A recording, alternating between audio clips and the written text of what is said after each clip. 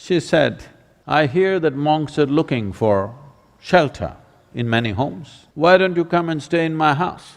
Gautama said, "If she's inviting you with so much affection, you must go stay there." Then people saw, "See, he's gone." Gautama, the Buddha, with a large group of his disciples who was continuously traveling, made a rule that during the monsoon season, those 2.5 months, you can stay in the same place. The rule for the sannyasis or the monks who were with him is you should never stay in any place for more than 2 days.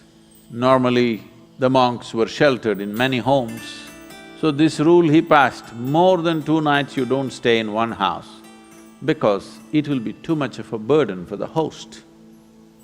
They are housing 10 people, you don't stay there for a month.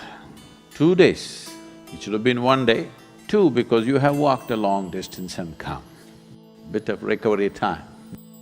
But during the monsoon season, he said, up to 2 to 2.5 months you can stay in one place because walking through the jungles of that region during the monsoon season would be treacherous and many would lose their lives. So this is a time like that, they stayed in a large town and they were spread across in many homes.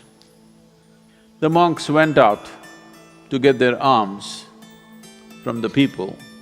Ananda or Ananda Tirtha, as he was known, who happened to be Gautama's elder brother before his monkhood, went out and there was a courtesan or a prostitute in the town.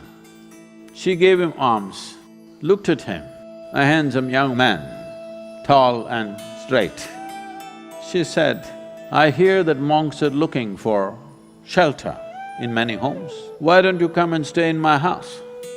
Another said, "I have no issue, but I must ask the Buddha as to where I should stay." Then she became really taunting. She said, "Oh, you're going to ask your guru? Go and ask him, let's see what he says."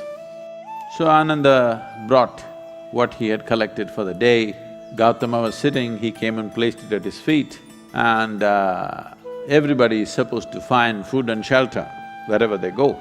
Ananda asked, "Like this lady is inviting me, can I stay there?" Gautama said, "If she's inviting you with so much affection, you must go stay there."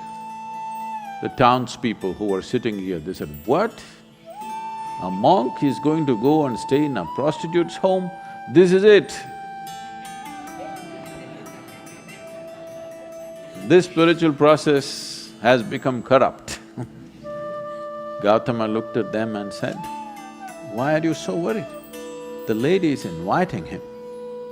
Let him stay, what is the problem?" They all started getting up and started shouting. He said, "Wait, I am on this path because I see this is the most powerful way to live. Now you're telling me her ways are more powerful than my ways.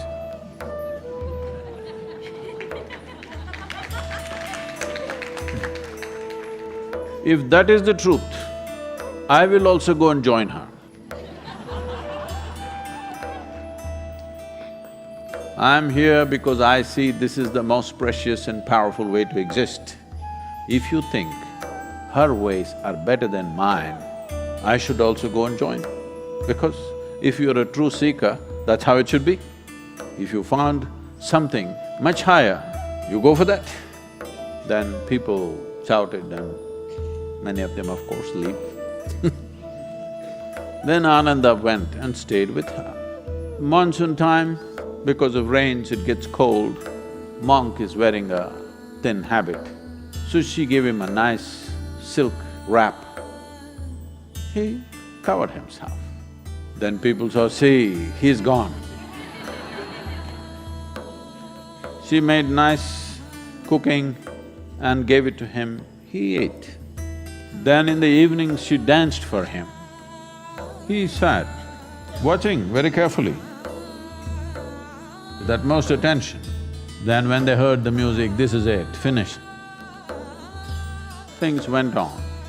When the time was up, when the rain stopped, when it's time to move, Ananda came to Gautama along with a female monk.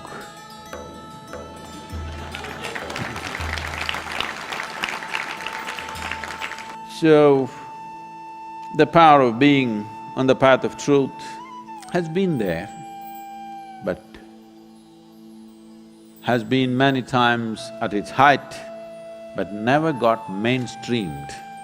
I see that today, because of our ability to communicate, because of the tools of technology, the natural longing, the innate longing in a human being to find truth, this is not a thought thing. This is not something that been taught to people that you must seek truth. It is natural for human intelligence to seek what is highest. If you are given an option, any human being, given an option, either to be here or there, he will always say, I want to be there. Right now he may be caught up here, but aspiration is to go to whatever is the highest. It is just that we have to show him that there are better highs than getting drunk, there are better highs than drugs, there are better highs than being caught up in social drama, there are better highs than being better than someone else. We just have to show it to him, we have to make him understand there is a better high. Forever, many sages, saints, yogis, gurus have been doing this, but as I said, they were gentle people. They didn't have a voice like me.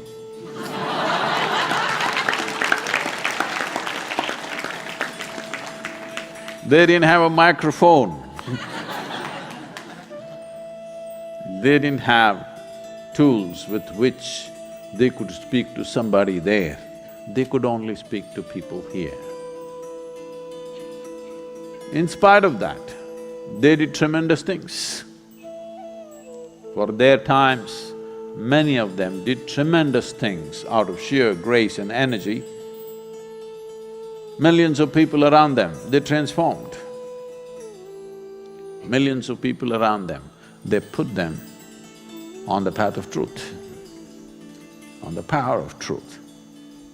But a time has come where our ability to communicate is such, we can make truth slip through every door. We can make truth knock on everybody's minds and hearts.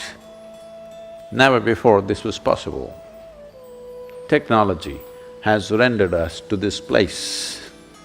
I feel this is the best age ever to make truth mainstream, to be truthful, to aspire for truth, to seek truth, the main force on the planet, because we have tools that nobody ever had.